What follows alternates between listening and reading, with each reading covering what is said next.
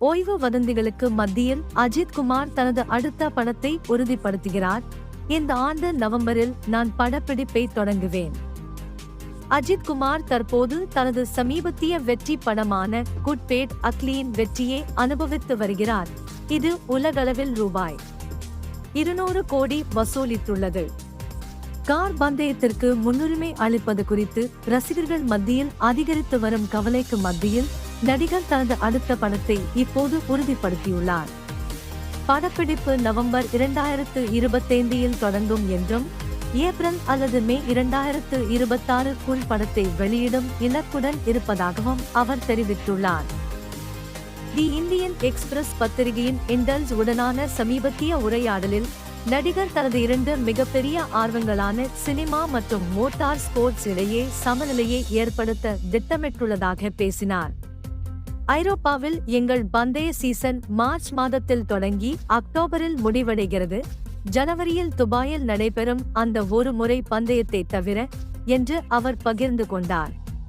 2 தொழில்களையும் எவ்வாறு நிர்வகிக்க விரும்புகிறார் என்பதை விவரித்த அஜித், நவம்பர் முதல் பிப்ரவரி வரையிலான காலகட்டத்தில் ஒரு படத்தை என்னால் வெளியிட முடிந்தால் ஒவ்வொரு ஆண்டும் ஒரு படத்தை வெளியிடுவேன். அதே நேரத்தில் எனது பந்தய திட்டத்திலும் கவனம் செலுத்துவேன். இந்த ஆண்டு நவம்பரில் ஒரு புதிய படத்தின் படப்பிடிப்பை தொடங்குவேன். அது ஏப்ரல் அல்லது மே 2026 வாக்கில் வெளியிடப்படும் என்று நம்புகிறேன். அஜித் குமாருக்கு பத்ம பூஷன் விருது வழங்கப்பட்டது. இந்த லட்சிய சமநிலையை சாத்தியமாக்கிய ஒத்துழைப்பாளர்களுக்கும் அஜித் நன்றி தெரிவித்தார்.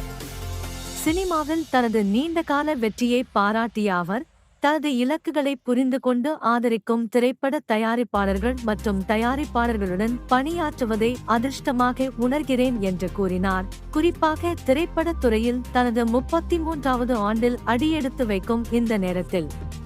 அவரது அடுத்த படம் குறித்து அதிகாரப்பூர்வ அறிவிப்பு எதுவும் வெளியிடப்படவில்லை என்றாலும் பல ரசிகர்கள் ஆதிக் ரவிச்சந்திரன், வெங்கட் பிரபு அல்லது தனுஷ் கூட இதை இயக்கக்கூடும் என்று ஊகித்து வருகின்றனர்.